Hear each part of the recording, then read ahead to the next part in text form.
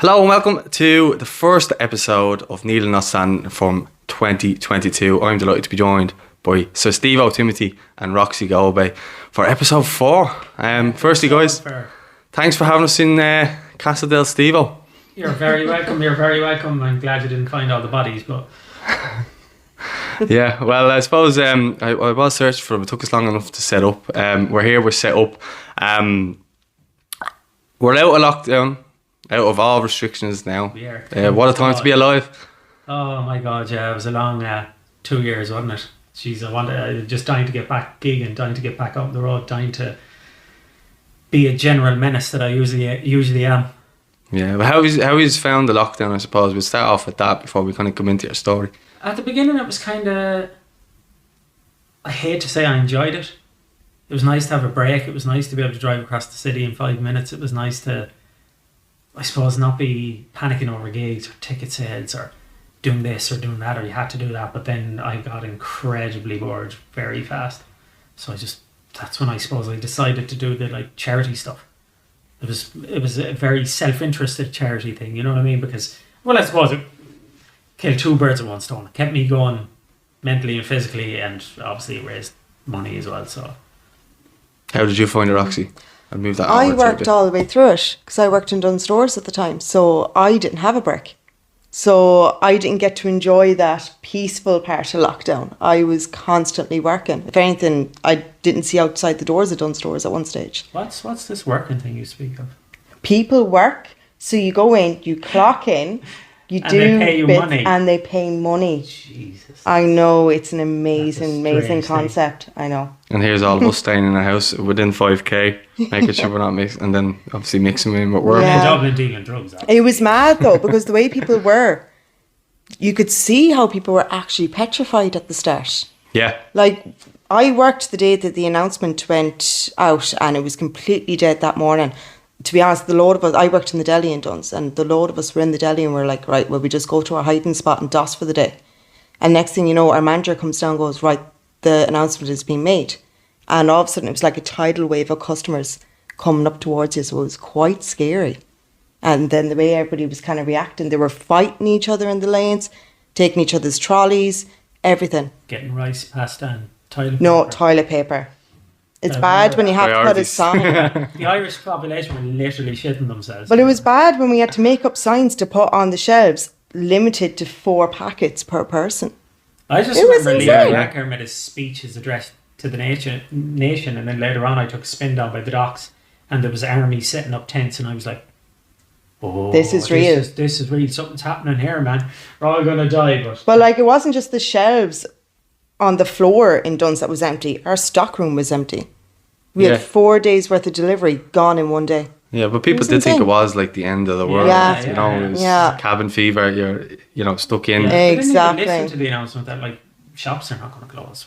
They're going to be able to get food. It's like when the snow came in. When everybody panics Brennan's bread off the shelves, and I loved that. I love snow. I love that. Yeah, I loved it as well. To be fair, pissed off we didn't get snow yet this year. We might still I disagree with you there. I hate snow. Can't do it, and it just turns to ice, and then you're kind of just. But it looks lovely. It might. It's different. Like, I lived in Canada, and it was actually nice over there because it would stay on the ground, and it's not icy. There's nothing worse than when it gets slushy and. Well, that's what it more or less usually becomes. You might get 1 or 2 days where it's all kind of fluffy and you can throw snowballs at people. The East lasted a few days, didn't it? Yeah, that was, to be fair. Yeah. And it was kind of high off the ground as well. I was out spinning around in the car going sideways. I decided, one of my friends called up in his car and we took the boot mat out and we tied it to the back of the car and I was sledding around the estate. Yeah, it's good for that now, I will say. It was actually great crack, like. We have to make our own enjoyment in the States. We used to slide down the hill at the back of the house on a car bonnet from an old burnt out car. That was brilliant. Yeah. Buzz we had in it. Straight, and you're coming down the hill, ramping off an alley wall straight into a solid wall. But we just used to love doing it. Yeah. It's just like, let's cheat death at 10 years of age. Yeah. Well, it's very reminiscent of kind of snow, the way you're kind of crammed in, but obviously it lasted 2 years. We're out the other end, hopefully now for good. Hopefully that's not the case, but hopefully. Yeah, I suppose, Steve, I'll come to you kind of just on, I suppose, your story of your rise, and then I want to get into all you're doing with raising money, all your charities and all that type of stuff. So kind of, I know you're in a wheelchair and stuff like that, and you are trying to learn to walk again. So kind of fill us in on your childhood and kind of just then I coming suppose, up. like, I always say I had a mad happy childhood. I did, like, I had a great. I wouldn't change it for the world, but I was a bit of the class clown. I was the pure messer. I was the, like, uncontrollable child, I suppose. Probably looking back at it, like, I probably had ADHD or something when I was a kid. I couldn't, no attention span. People would have just said I was bold, you know what I mean? But there was definitely something wrong with me. I can relate, I was the same, but it's, not to cut you off, but it's just so many people probably had it around that time, but were never properly diagnosed with it. Yeah, you just got a slap. Yeah. That was your treatment. Thump in the jaw was your treatment. But I suppose then, kind of in my teenage years, I started developing very bad kind of anxiety and very bad kind of in and out of kind of bouts of depression. But obviously at that time I didn't know what it was. Didn't know what this was. I didn't know why my, like, hand would be shaking, or why I felt paranoid around certain people, or why, you know, things like that. So I didn't really understand it. And it wasn't until a while later that I was kind of diagnosed with anxiety and depression. And I suppose that kind of stayed with me to today. So that's what, nearly 30 odd years of kind of dealing with that. 26, 27 years. So, yeah. So it's never really effed off. I suppose it's something you learn to deal with, and it's kind of part of me. And you kind of think, like, if I had went down a kind of mad medicated route, would I have done some of the stuff I did, or would it have changed my personality to not allow me to expand on my comedy or whatever? Because I remember I had a massive panic attack in Dublin about 5 years ago, and it lasted about an hour. I tried to. Ironically, the panic attack was so bad that I wanted to end my life, but the panic attack was so bad and my legs were shaking so bad that I couldn't start the car to drive in through the Liffey wall. So I was just stuck there. So it lasted about an hour, and my nose was bleeding because I had my finger jammed in my nose to, like, reassure my brain that there was air going to my body, and it was horrendous. Like, so when I came back after that, like, I was kind of agoraphobic for a few weeks, so I couldn't leave the house, couldn't leave the room, couldn't talk to anyone, couldn't deal with anything, because my safe place had been stolen from me. Anyone with anxiety would have a safe place where they can run to, and that used to be my car. And because that was gone, it was stripped of me. And then when I got home, I started getting panic attacks in the house, so that safe place was stripped. So I was completely vulnerable. I had no place I could run to escape the panic. So I went to my doctor, and I remember I'm, like, on about meds and stuff, and I was on a med, but he wanted to kind of change it, and it gave me a new realm of panic, because I was like, will that change me so I won't be able to do the comedy again, or will it change my personality that much that I won't think the way I think? And I kind of, you go back to the old thing, don't you, the whole tortured soul thing. It allows you to get shit out, like, because when I was agoraphobic, I couldn't do sketches, so I ended up writing a song, and I released that song for charity, and it went to number 1 on the Irish iTunes chart and stuff. So, like, it bet Lady Gaga Shallow for about 13 minutes, and I was like, that was big at the time. yeah, that's not bad for a panicking twat up in his room on his own that can't leave his room. You know what I mean? So I was like, that's probably I'd say that's my biggest achievement, really, to be honest. And it's something that, like, I always had an interest in music, but I would have never had the confidence. I don't even know, looking back, where I got the confidence to release a rap song. Like, I don't even know still to this day. I suppose it was kind of me reaching out in a way and kind of exploring my feelings and what I was going through at that time, and listening to the song nowadays. I can hear the panic in my voice, because I was having panic attacks trying to record it, because you're speaking loudly, and I could hear myself trying to catch my breath in between verses and stuff, and not just because I was trying to catch my breath, because I can feel the panic in my voice. So it's kind of strange to listen to it these days. So yeah, that's my story.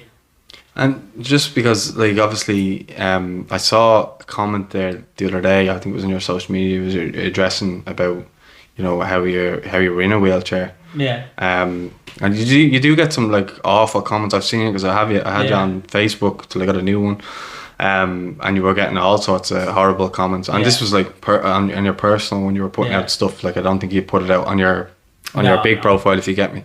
And you get some, like, awfully horrible comments, and I know, Roxie, you do too. Yeah.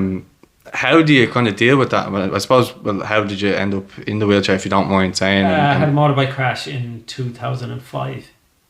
Myself and a friend were drinking, drinking way too much as I used to back in them days, and we took off on the bike, and he jumped on the back, and I crashed in Merview, and he died unfortunately about 2 weeks after. So that was kind of... Sorry, dear.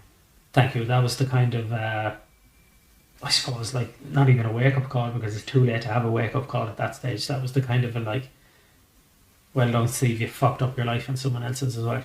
Clap, clap. You know what I mean? And I suppose I didn't know, and it was hidden from me at that time. So when John had passed, no one told me. So it was kind of hidden. Like, it was all, like, I'd be talking to friends or my dad, and I'd ask, how's John? And they'd be like, oh yeah, he's okay, he's just waiting for operations now and stuff. But he had passed at that stage, but they were afraid to tell me, because they didn't know what my reaction would be to that, or what I'd do to myself. And they were probably right in a way, because at that time I probably would have wanted to do something to myself, but ironically enough, I was paralysed from the chest down, and my collarbones were broke, so I wouldn't have been able to do something. So I suppose that would have been more torture, sitting on the bed paralysed, not being able to end your own life. So that would have been, I suppose I deserved that. I deserved that punishment, the way I was thinking at the time. But you kind of, I suppose, with regards to the hate you get from it, I suppose I can cope with it now because I've been through all this before. No, but just from the outside looking in, and what you just told me there, like, you've already had it hard enough as it is. Well, maybe people don't know of it the way it was, but like, you get a lot of that. People have this kind of conception that because of what I went through, that I shouldn't be allowed to achieve anything in my life, and I shouldn't be allowed to do any form of redemption or do any good in the world. A lot of people out there basically want me to either kill myself or stay at home in shame and drink myself to death, which, like, you can obviously see is a fucking stupid thing. How would I redeem myself in any Make social amends, good? Yeah, doing that. Who would I hurt but my family doing that? Who would I hurt but the people around me? Would I be doing any good? Like, so obviously I decided to raise a bit of money and start doing the charity thing, and kind of, like, I'm very close with John's family. I'm best friends with his son. I know his wife well. And people always go like, I wonder what the family think of this. And I'd be like, do you want to talk to Thomas? If you want to talk to him, The best part is when when Thomas or Bubby will actually comment back and protect you as well. His wife will actually defend me on my Facebook page. She will go like, you don't know what you're talking about. You know what I mean? And because, like, the words murderer get thrown around a lot and stuff like that, and that I was driving up the road in a car and I killed a young girl, you know, and it's like, it didn't happen like that. But I was 23, he was in his 40s, we were drinking. We were drinking together.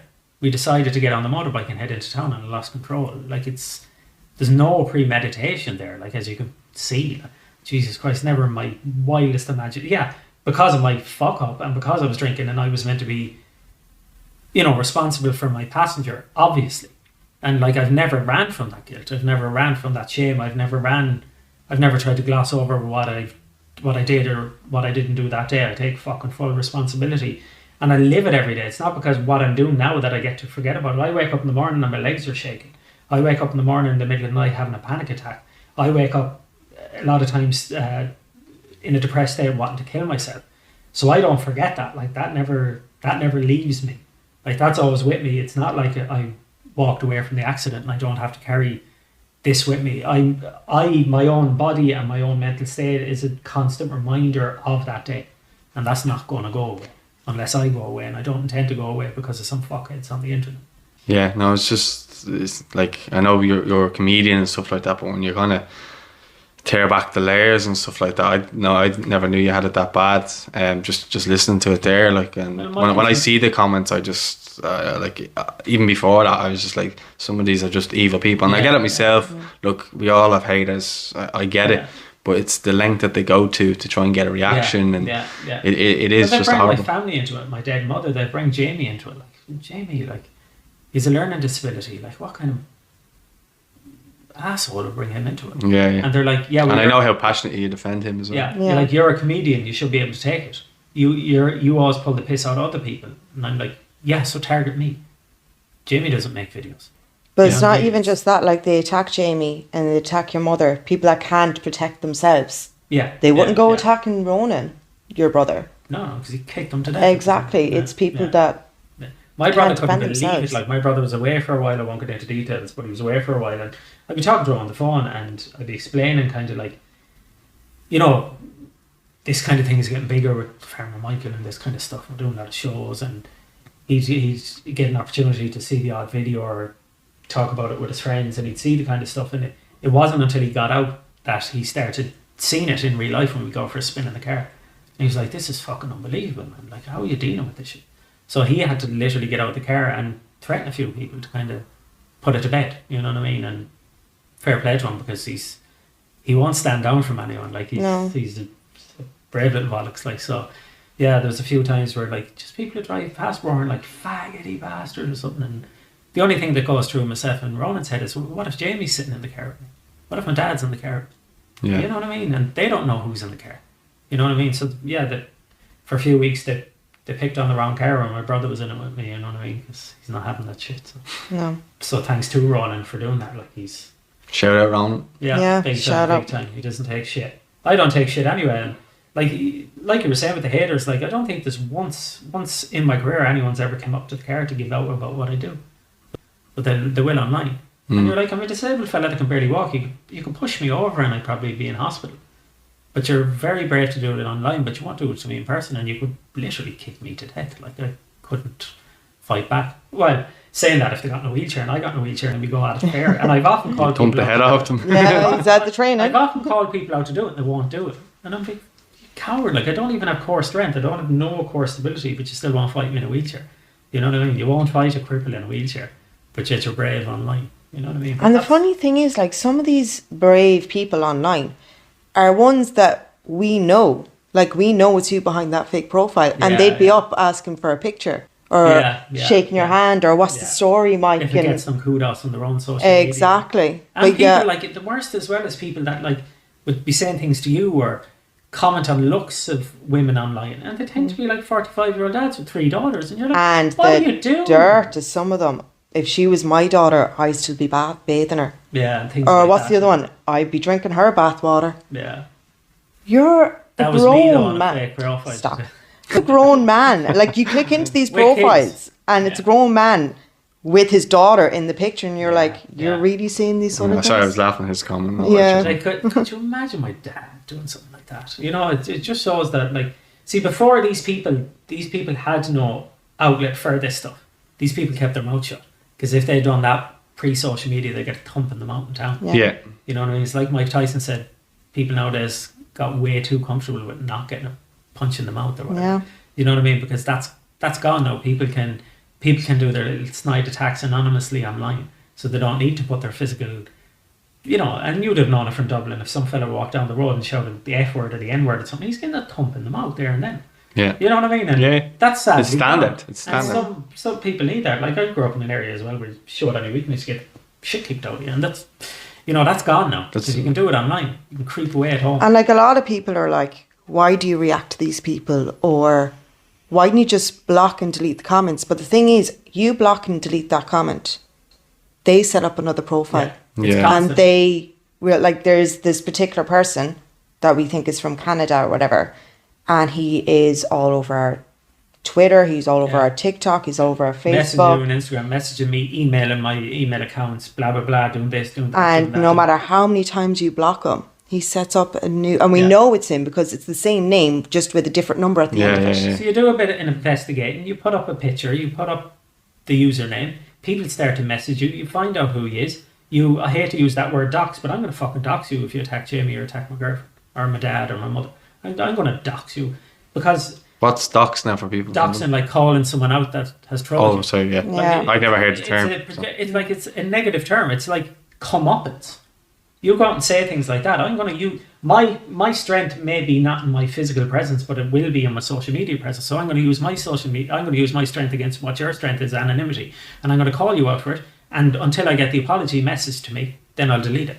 And it's worked, and it has happened on numerous occasions where I get numerous apologies from them and their family and everything.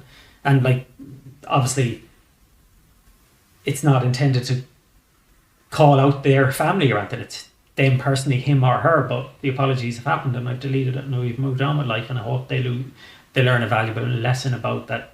you can be found on the internet. Yeah. It's never anyone doing better than you that's putting you down, though, is it? Like, No, I no. mean, if there was Happy people don't do that. someone you respected, I doubt whatever has ever come out and No. ridiculed you or anything No. like that. So that's why I would look at things like that, even with my own thing with the football channel. Yeah, if you wouldn't take You get advice people- from them, don't take criticism, yeah. Yeah. Well, that's it. But just to kind of to go back for a sec, is obviously the reason why you get so much hate and stuff like that is because you're successful. So kind of take us to the journey of the farmer Michael. I know the role has kind of changed a little bit now.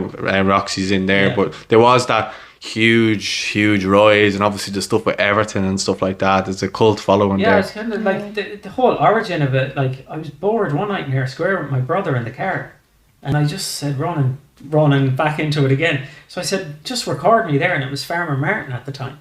And Ronan was just like, so Martin, what do you think of that? And I just kind of went off on a bit of a kind of a rant, and a very West of Ireland kind of farmer thing. It was like, because if you watch the videos, the accent has changed about 4 or 5 times. Shit, like at the beginning it was like, and I was down there the other night and I seen a girl in, and then it kind of went, the more squeaky one, you know, like that. And then the shouty Michael, because people like it, just Michael shout.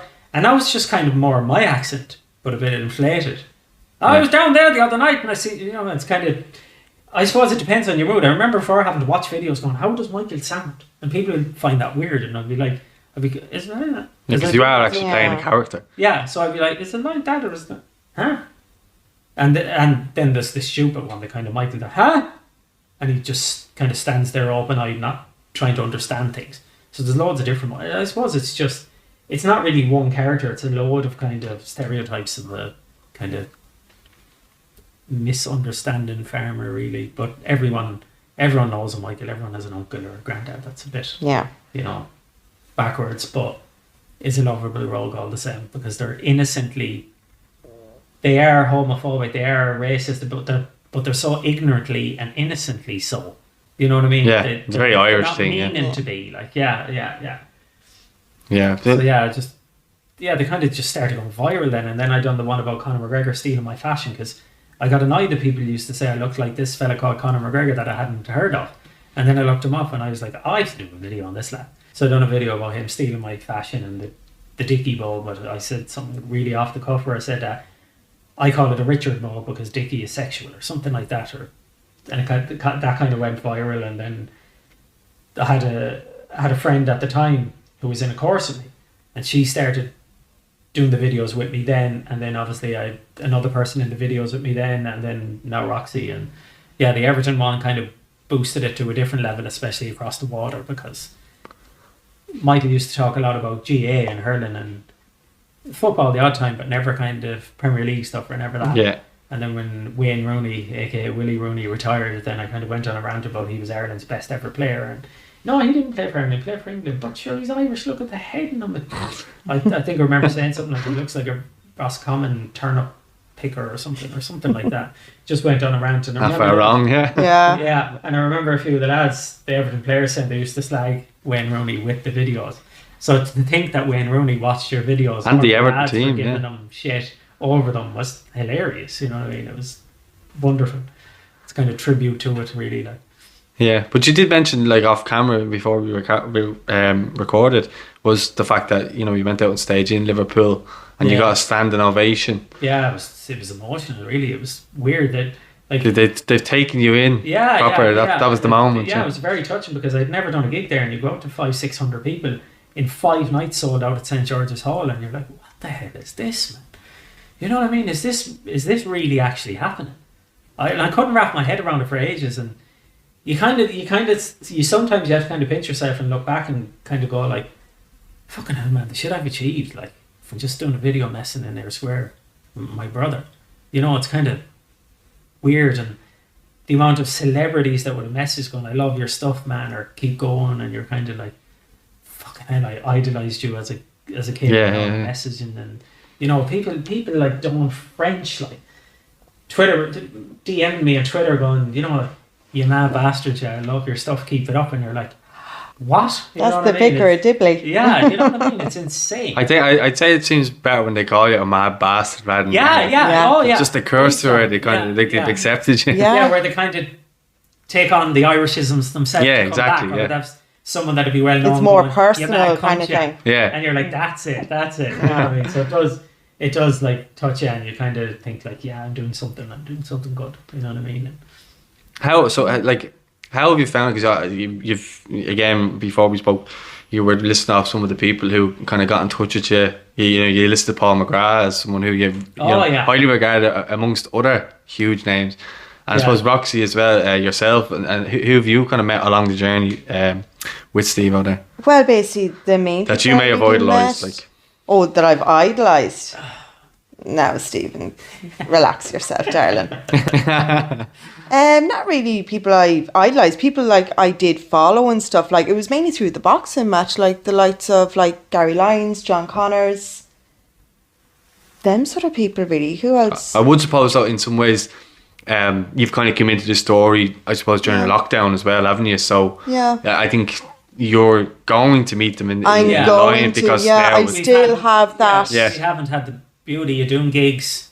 Like, I still the have to have my UK where- first gig yet and all where that like kind of crack. where some people that would be well known will attend the gigs, and we'll talk to them after. And she hasn't had the Like, I've done experience of everything that. else bar the gigs. Yeah, and traveling around Yeah. and No, meeting people. And yeah. So it's It's- exciting times, I suppose, for the two of you. It you know? is. It There's is. no more comforting than like parked somewhere in Liverpool, and the parking ticket fella comes over to you, questioning you, and then realizes who you are, and he goes like in his thick Scouse accent, "You're that fan, my guy," and it's like our kids coming over. To Oh, you. right, lad. Yeah, our kids Yeah. coming over to you in Liverpool in housing estates, going, "That's your man," and it's like, wow, like it's kind of like when we first went to Goodison as well, and we parked around the corner from the famous house that everyone attends, and put our graffiti on the wall, and then like it took us about 40 minutes to get, I don't know, about 80 meters from the corner where we folded out the wheelchair into the door. Everyone stopping for pictures and stuff, and it was like, Jesus Christ, this is what like Michael Jackson would have felt like. Like, it just felt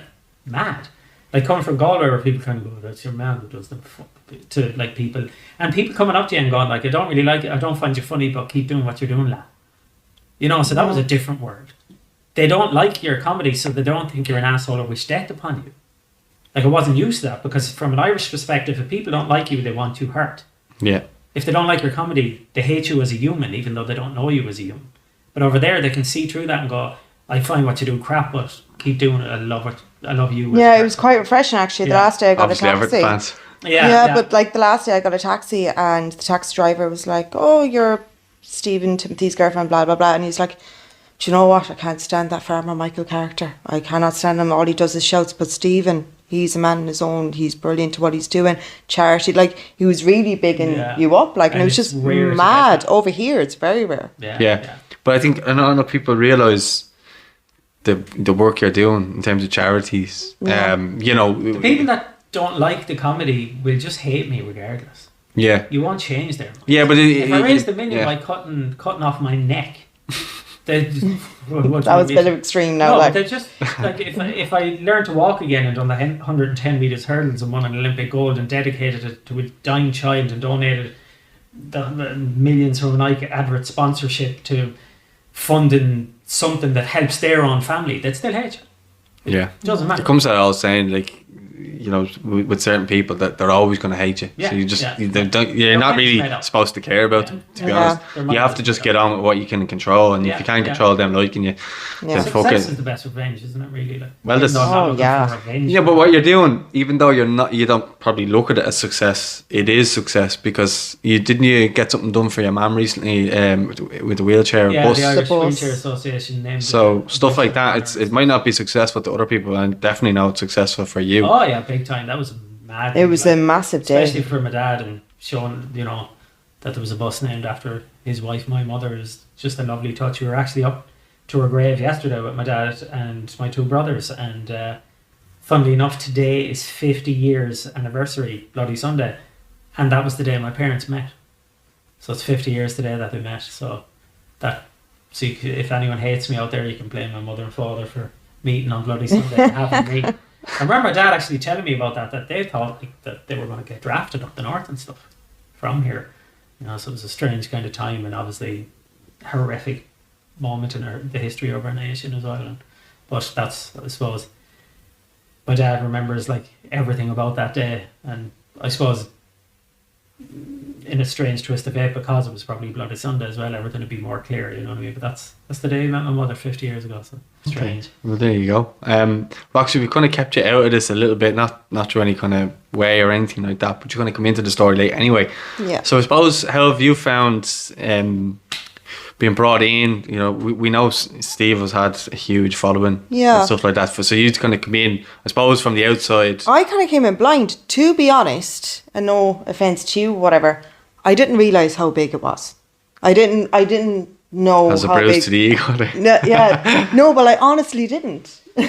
I suppose, like, I knew of Stephen. See, I get uncomfortably shy when she starts saying things like this. I hate, like, when people go, what do you do, or who are you, or are you famous? It's just, I never, like, I'd always say no. It's very, very unnerving. No, but I know what you mean, because people come up to me about, say, Irish Football Fan TV, and I'd be at a party and all my friends would be talking about it, and you're kind of like, this is not the time and place kind of type thing. Yeah. And I get it in work. yeah.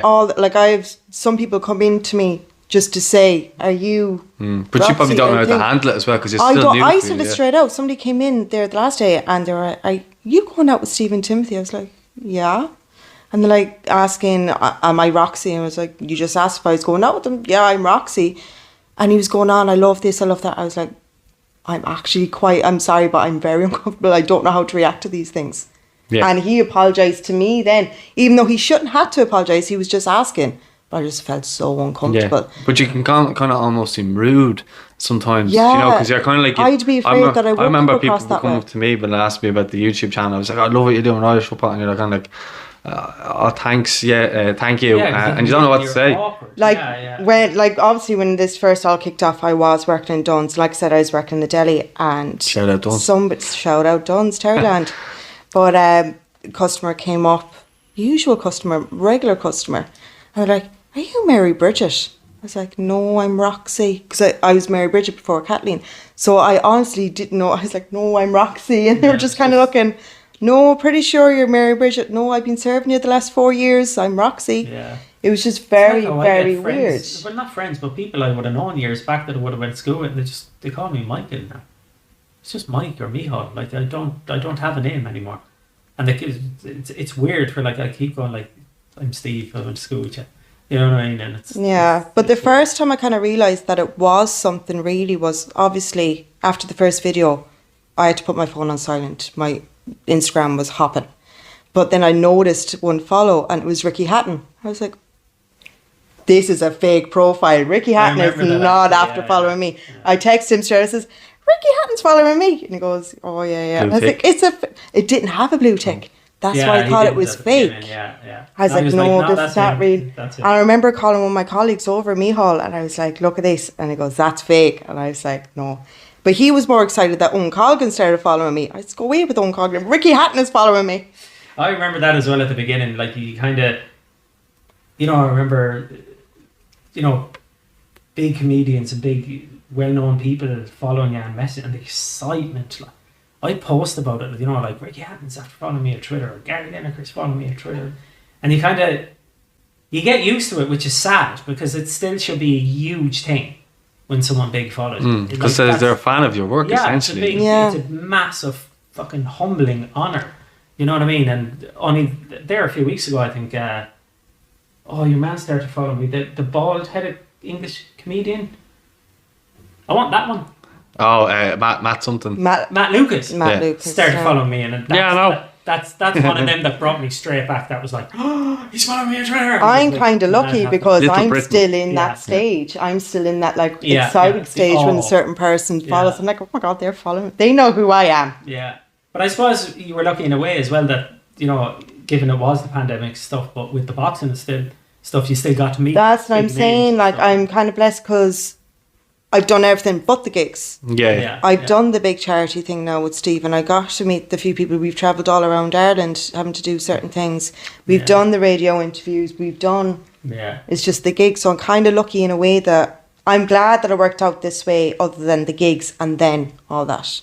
But it's something to look forward because to. you're kind of...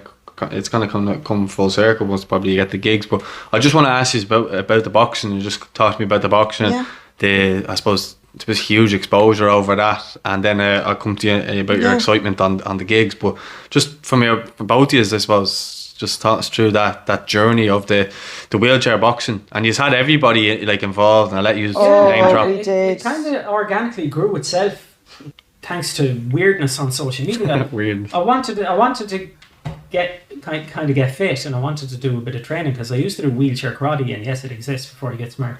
But I wanted to get back into. Would I ever? Yeah. No, I'm a purple belt. I think he was more karate. saying that to me now than you. I'm a purple belt in wheelchair karate, but it was years since I'd done it, and I wanted to go back into some kind of form of fighting as well. And I was like, put up a bus. Is there anyone out there that does like MMA style wheelchair fighting? We're literally getting a ring, we'd pull each other out of the wheelchair. When you get pulled out of the wheelchair, you've lost. Because I'd love to do something like that, because you want to overcome the stereotype that disabled people are helpless. So let's bait the brains of each other. Paddy Barnes responded to me and he goes, I'll have a few bangs with you on the chair. So I was like, right, let's do it. Like, I'll go up to Belfast, or you come down here, we'll go to a car park and we'll go for a few bangs. But that's literally what it was at the start. Because when you have an accident like mine, after you come out of that, physical injury and death don't really scare you too much. Like, because you've kind of been there and you're kind of, you know, come what may kind of attitude, and you don't really care. And I suppose that's why I released the videos as well, because you didn't really care. You were gone over that point. But I said to Paddy then later on that evening, I said, let's try and raise a couple of quid for this. But it was still a car park event. It was still going to be a small event. Maybe Roxie recorded it. Yeah. You know what I mean? Or live streaming it or something.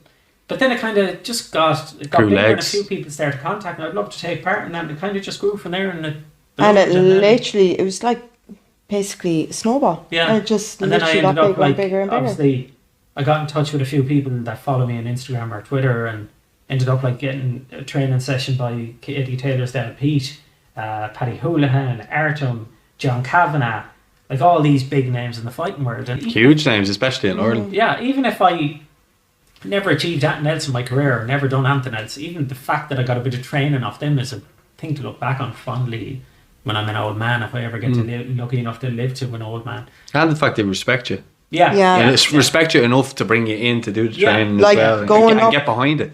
Like going up to these training sessions in itself was a brilliant experience. Yeah. Because you're not only getting trained, but you're getting to know these people, you're getting to see their discipline and their love for their own art. Yeah. And it was actually really, really and interesting. Respect for them. It's like, especially the likes of Artem, like how incredibly disciplined he is, and how much of a gentleman he is, given what he does and can do. And achieved, He could demolish you if he wanted to, literally. And he's so humble and he's so down to earth. And then John Kavanagh, when he was giving me tips about, because he knows Paddy from his fighting days and he would have watched him, and he got me to do a bit, and then he was like, right, here's the methodology, here's what you have to do. Well, I was so kind of laughing at those. Sorry for cutting you off there. It was every single one of them that was training him were like, just lean back in the wheelchair. He won't be able to reach it. Yeah. Because Paddy is so small. Yeah. So I was. You won't like that. Yeah. They're just like doing lean that back either, because you don't like, you know, you're getting him down from Belfast. You want to give him a bit of a fight as well, and you like, let's be honest. You need a few thumps to get the adrenaline flowing. It's like fighting to school when you get one puck and you're straight into him. You need that wake up call. Because what was it? John Kavanagh says, when you get tired, just lean back. Once but you get your breath, and it did work. But I went straight back in again, so it was just to catch my breath. But the fact that he studied him to help you was cool as well. Yeah. You know. And he was like, just get into him, tire, throw a few thumps on the return, again, and keep up with all. Keep the guard up. It's going to be like World War III in there, but just keep the fists up and let him thump the face off it. Yeah. When you notice a bit of tiredness, straight back into that position. And John Redmond as well, he was very, very good. Yeah. John Redmond, he was. And Carl Manning, one of our friends here from Galway, like it was handy. So I was getting just come up. daily training here by Carl, and then I was every like Saturday or Sunday we were tearing off to Dublin or wherever. And Carl was great. He was just basically filling in on everything, your diet, everything. He was absolutely brilliant. Yeah. And just the amount of support from fighters and other people, but it's mad the amount of people that came forward. We want to do this.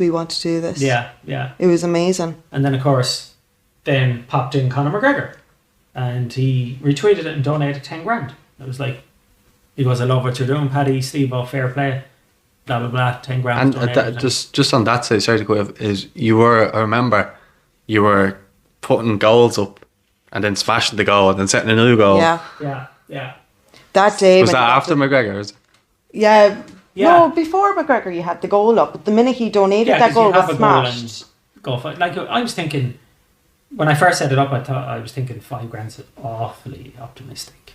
You know what I mean? So I think was it a grand at the start or something like that? It was a grand for ages. And then popped it up to 5. And then popped up to 5, yeah. 20, 30, 40. But I was weak laughing when Stephen got that notification that Connor donated 10 grand. I was downstairs and he's after donating 10 grand. Who? No, I said Conor McGregor just retweeted. Oh, retweeted, You read it sorry. and you said, she told me he donated 10 grand. I But didn't even read he that was part. squealing like a little girl.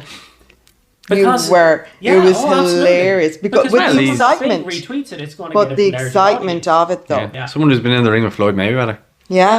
You know, Yeah. and when someone of that stature, that many followers retweets it, it reaches a larger audience Yeah. again. And then so that kind of got into the whole thing of when the fight was taking part, we didn't have a competitor for Al. So we threw Al up Four a and thing and I Casey. said, Yeah. like, any competitor out there for Al. So Connor jumped in and he goes, I'll do it. Because He originally, doesn't like him mimicking his Yeah, voice. and so there was this bit of slagging between it, and then we didn't know whether he was going to do it in the September date, and then he came out and he goes, look lads, fair enough, like the injury was... you he know, couldn't obviously fly, he couldn't do clots it. and stuff. So he said... He was in the States for a long time, wasn't he? Yeah, Yeah. so he said, leave it till maybe end of November, December. Then December came around, but obviously time and restrictions and crap, so that kind of headed off. So we're hoping to have it this year, maybe whatever... April, May, it was sometime around this year. So we're But hoping the to last have one that. worked out well because Connor couldn't do it. Originally, Darren Conway was meant to fight Gary Linesy. Yeah. So obviously we had to put Darren with Al, and then John Connors was messaging you about something. And I was like, ask John, would he do it? Yeah, would he I'd fight say Gary, he'd do yeah. it. And straight away John was like, it'll be my pleasure. Yeah, so John, Legend. John, I had messaged John earlier, but John was filming something. But he was strange that she should ask because I was going to get in touch with you because I'm done now, so I'm free. So if you want me in it, and I was like, yeah, And 'cause he- John's an Great incredible timing. fighter, like he He is such the gentleman as well. He Yeah, was yeah. absolutely brilliant. Like even afterwards, he came up to me after the whole fight was done and he goes, you can relax now. And he's like, yeah. he understood himself. He organised an event before and he said it mentally drained him. And he was asking how I was with my head and everything because I was stress is working nearly unbelievable. full time. Because And everything comes down on you. exactly. You Well, know, like I said, I was we're going to be working. blamed if it doesn't go right. Yeah. You get the Yeah. messages, you get the like, oh, the live stream failed, or that was ridiculous, and blah blah. And then to have John involved, because I've always admired John. Everyone sees, just the angry traveller. Yeah. There's so much more depth than that. No, he if was you know brilliant. travellers in your life, which we do, you can understand every point that John makes. And he's a right to do it because if I was a traveller in Ireland, let's be honest, I'd be as fucking angry as him, to be fair. So Yeah. Yeah. But it's amazing that so many of them came forward, Yeah, you know, to help. And it does show because I think we were saying already, it's like people always can make you out to be this bad guy and this and that. But I suppose when you really need someone to pull through, and you had John, then he kind of came through to Yeah, say that he yeah. was Yeah. free and he'd be willing to help do it. Yeah. And then once you kind of got 1, 2, a domino effect then happened. yeah, and a then bunch Yeah. of people we had to like that got in great. contacts and like we couldn't fit them in. We couldn't I was like, sorry, the lineup is done, but like maybe the next time when we're doing it again and you felt bad then because they they're- put you on standby. Yeah, but you feel really depressed doing that, and you feel bad because like they're offering you their time to do it for free, 100%, raise money, yeah. and But the best way they're doing to good. approach it is like, we're going to be doing this yearly. Yeah, You yeah, will get your chance. Yeah, Yeah. everyone. And more should come true, Yeah. especially if you can get, say, Conor versus Al. I think that kind of sets a precedent for us to kind of yeah, go. yeah. All right. So God, not the sky's the limit for next September. Who we're going to get, and as we were discussing beforehand, we kind of have a name that we're negotiating with at the moment, and let's be honest, it's a big name. You know what I mean? Yeah. And if we can get that gentleman down, well. All will be revealed in Ireland. time in case Yeah. you wonder. All will be So, revealed. yeah, that would be just extraordinary, unbelievable. And if we can't get a competitor from, as I said before, I didn't want to jump in with him, but fuck it, I'd jump in with him if I have to. 2 in the one night. No. it'd Oh, be- just him, yeah, okay, sorry. You know, if I have to. Because, like, obviously, if we're doing one at the beginning of the year, I'm going to be, it's me and Paddy the rematch. Yeah. But obviously, we can't have a 3, you know, Paddy will be involved maybe with someone else or Yeah, whatever. You know, yeah. we'll But you definitely do have to have that I hear rematch. Darren Conway's looking to fight Paddy. Can you imagine? That'd be gas. That would be funny. Yeah. Al and Darren's fight was literally comedic. Like, it was so funny. They were just slagging each other. They were off like about on it. about the tail, the crinkler, yeah, and all that. It was They're actually two very, very funny people as well. Oh, it was funny. You can actually catch the boxing thing on YouTube. It's under Stevo versus Paddy. Yeah, I think the so, live yeah. stream. It's still there, so you It's guys up on can your actually channel. watch it. Yeah. So if you're interested in watching it, and that'll have the full card. The full Yeah. thing, Yeah. from the very beginning. Because we live streamed it on. It's a shy live stream, wasn't it? I know, it was alright. Look, it's the No, because you were worried about it. That's the only reason I it's said. the Yeah. birthing pangs of it. You know what I mean? There's always going to be Mm. mishaps and stuff. What's the pressure of getting that right then? I suppose Yeah. keeps you on your toes Yeah. to then get it right, So you know? for the next one, like we're hoping, obviously, because we'll have a big name involved, that it'll be pay-per-view, but it'll be cheap, but it'll be just to raise money, because we noticed the last time we done it, it was just a suggested donation, but it just didn't work. But we feel like if Connor's involved or that individual, we were It would talking have about to is be involved. pay-per-view. Yeah, because people will be interested all over where they'll be like, "What, Conor McGregor's getting into it? I want to see this. What's the story Yeah. with this?" And it highlights disability sport, and a few disability advocates have been at my balls, like going like, "But you're having able-bodied athletes, like being in the wheelchairs that don't use wheelchairs," and you're completely fucking missing the point. Like, there's disabled athletes in it as well, because it gives them an opportunity to take on the best in the world, Which to show what they're capable of. which they But never then would have it's been able to also do. giving big names that would have no idea what it's like to be disabled to step into our world, literally. Yeah. You know what I mean? So it's kind of Giving them the And you're opportunity. raising and money. it's proper equality. And you're- He's jumping in a wheelchair, he doesn't use one. Your man that's used to a wheelchair is jumping in against the bed, and it's and we're raising money. And you're raising money for the people that Yeah. are probably It's getting like- touches to give out. It's the kind of thing we're Exactly. turning, wheelchair users into a circus or something. It's like, no, if you've watched the stream, you'll see it's nothing like Yeah, that. yeah. I didn't make a circus of myself when I basically bet Paddy Barnes. You know what I mean? So I'm not going out there to lose. I'm not going out there to make an ass of myself. People just, as we said I was hurt earlier, a few times. I got a few good thumps. Oh, you did. In well, he's an Olympian boxer. But it so- gave the Yeah. likes of Kieran Burns, who fought Artem Lobov. Now, Kieran, he's 24, 25, cerebral palsy. He's from Scotland. He does amazing things over in Scotland for awareness and Powerball. stuff, Powerball and stuff like that. And he was like, I cannot believe I'm going into a ring fighting Artem in a wheelchair. He was... That'll be. He was very emotional. He was very grateful. Stuff in his room for the rest. He of the couldn't time. believe it. And this is the lad that like gets out of his electric wheelchair, gets on the ground, and Yeah. lifts weights. Oh, and drags he himself up. worked. Nothing stops this lad. Like, Yeah. he's incredible. And his brother's a gent too. They're lovely. He people, was just so grateful. He just couldn't believe, even when he was over here the day before we met them in the hotel in the morning for a coffee, and he was just like, I can't believe this is happening. Yeah. He Even was the- so I'm excited. fucking at them, Lobov. Even the Shit. picture after looked great. He's on the ring Yeah. Yeah. and everyone there and all that. It was a And he's really good sweating picture. like a pig. Stop. What did Darren Matthews say to him when he was interviewing? You smell lovely, or you Yeah, smell yeah, beautiful, yeah. or something like that. It was a mixture of fear sweat and actual sweat. Because I The adrenaline and everything Yeah. that was hitting you. I was panicking like hell because, like, 3 rounds of an actual boxer, like, you know what I mean? Of Yeah. course, man. You know what I mean? You don't want, like, I know he was probably going easy at me in the end of the day, but like, Paddy doesn't go that easy. He doesn't. Like, he's never known to go that easy. Well, he basically said he wasn't going to go easy. Yeah, Not yeah. a chance. The second fight now is going to be mad interesting because he knows what I'm capable of, so he's going to give it socks, and I reckon he's going to thump the face. Like you see on the KO. last round as Yeah, well, he yeah. literally stood up out of the wheelchair, pounding into you. He got disqualified, like, because he stood up. Oh, okay. Because I was kind of getting the better of him when he stood up, and he just started boxing. Bang, me, bang, and I bang, was bang, like, bang. Cathal Manning. And the worst thing is they The both had the head protective gear Oh, off. yeah, it started Steve falling just off, like, and I went for the third round. I said to Paddy, will we go without? And he goes, what the fuck, like? Adrenaline going on. Yeah, so he just started pumping the face, and then he stood up, and then it was disqualified. So maybe he would have got the better of me, but look, I won. I'll take the win. Yeah, but you were always going into that as the underdog anyway, so Yeah, yeah, As long as I exactly. had made a good showing of myself, and I feel like I did do that.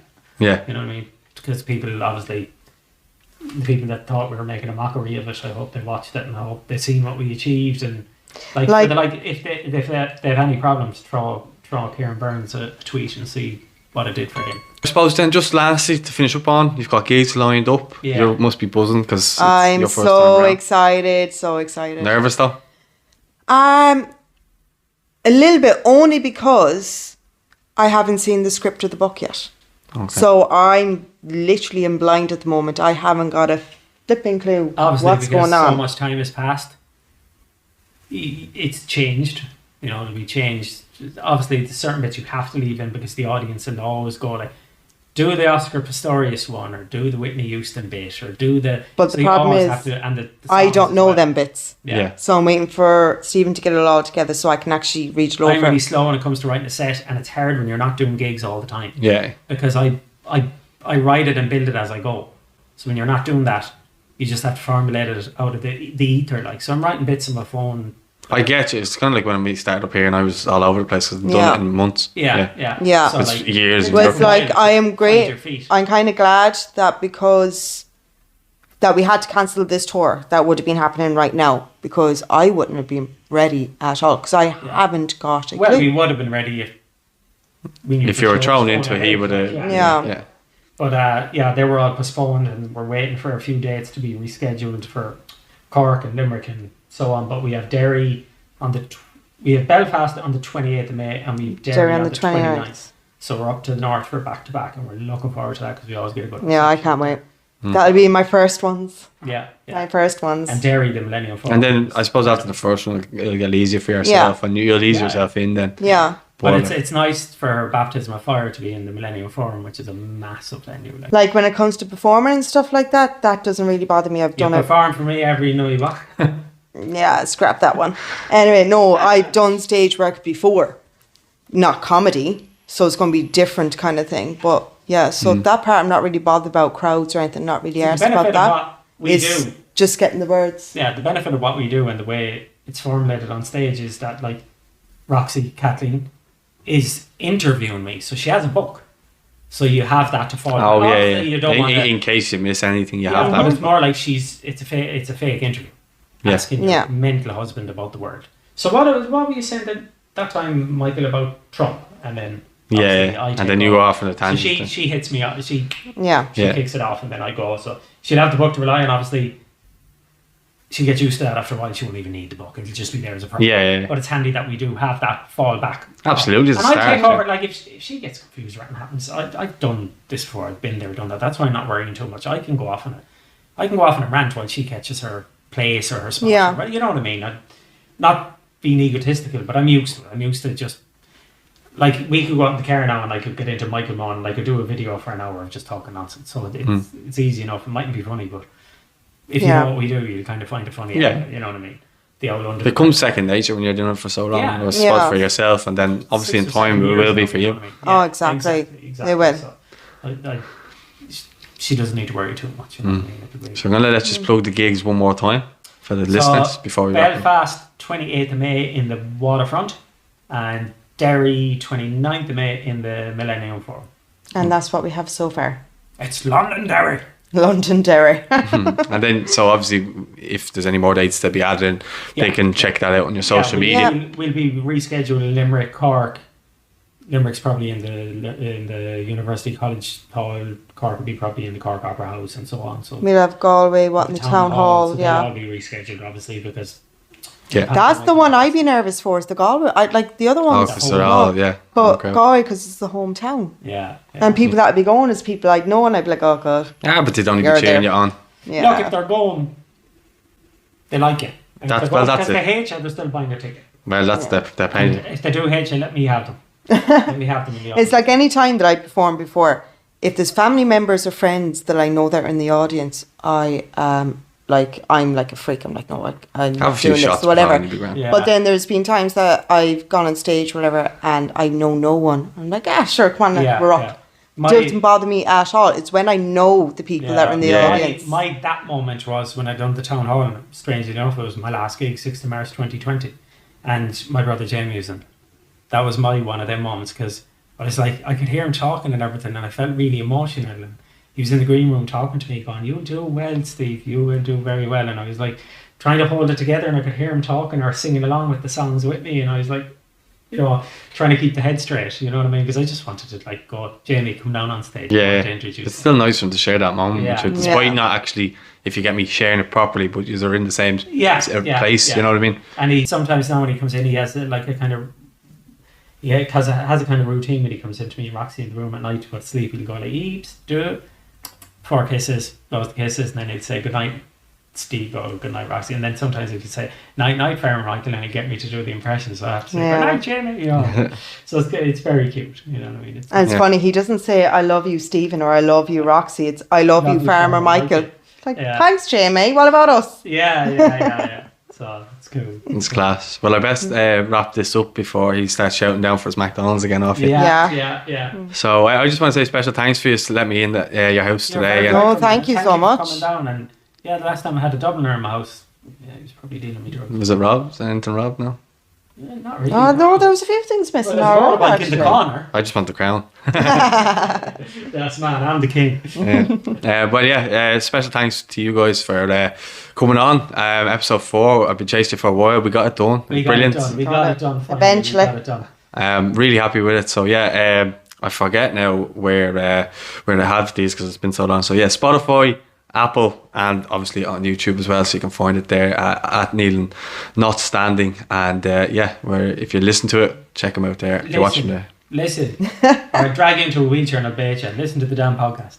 And shout out to the guys. Follow them at Sir Stevo, Tomthy Official, and at Roxie Goldbey. Official. No, I'm not official yet. Just Roxie Goldbey on Instagram. Official though. Oh, there you go. So we're gonna wrap it up there. Check it out. Don't forget to like, don't forget to subscribe, and rate it as well if you're listening on your podcast, wherever you listen. Thank you. Thanks.